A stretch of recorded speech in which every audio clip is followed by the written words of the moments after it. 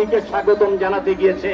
সেই নরেন্দ্র মোদীর দিল্লিতে এখন যেখানে প্রধানমন্ত্রী আছে, সেই দিল্লিতে কি হচ্ছে?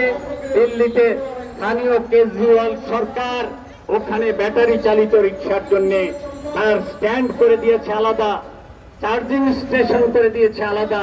সেখানে যে কোনো জায়গায় রাস্তা থেকেই ব্যাটারি চালিত রিক্সা চার্জ করতে পারে এবং চার্জ নিয়ে রিক্সাটা আবার রাস্তায় চলতে পারে। সেই রকমের একটা উপায় সেখানে দিল্লিতে করে দেওয়া হয়েছে। সারা পৃথিবীর সব জায়গায় সড়ক ব্যবস্থাপনায় একটা গুরুত্বপূর্ণ ভূমিকা রাখতেছে ব্যাটারি চালিত যানবাহন। আর আমাদের দেশের এই ওবায়দুল কাদেরের সরকারেরা তারা করতেছে কি? ব্যাটারি চালিত রিক্সা বন্ধ করে দেওয়ার আয়োজন করতেছে। কেন আয়োজন করতেছে? বড় গাড়ির কাছ থেকে ওরা টাকা খায়। ওরা ওই যে আপনার বড় বাসের মালিক যারা ফিটনেস ছাড়া বাস চালায়, তাদের কাছ থেকে ওরা টাকা খায়। সেই জন্য ওরা এই সমস্ত আয়োজন করতেছে। রাস্তায় যানজট বড় গাড়ির জন্য হয়, ব্যাটারি চালিত যানবাহনের জন্য যানজট হওয়ার নজির নাই। সমস্ত গ্রামান্তরে আজকে নসিমন, পরিমন, ভদ্রটি এগুলি দিয়ে গ্রামের মানুষের সুবিধা তৈরি করা হচ্ছে। আর সেই সুবিধাকে নষ্ট করে দেওয়ার জন্য আমাদের দেশের পালের গোদা শাসক শ্রেণী এই চেষ্টা করতেছে।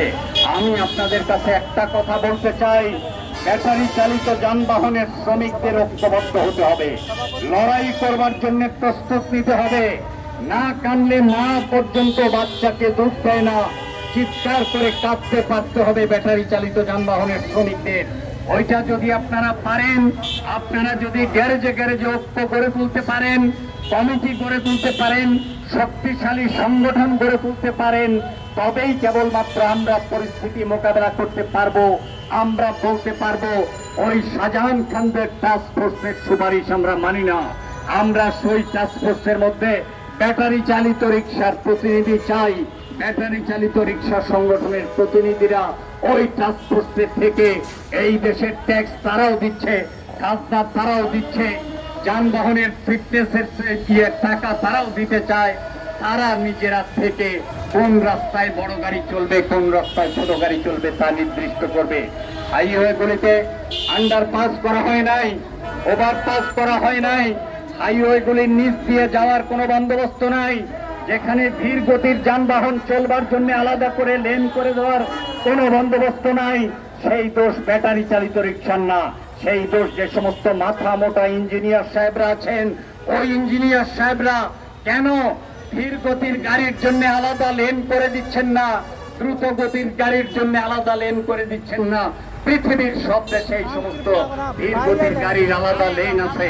সেই লেনের বন্দোবস্ত করবার জন্য আপনাদের ঐক্যবদ্ধ হওয়া দরকার এবং তার নিরিখে চেষ্টা চালানো দরকার।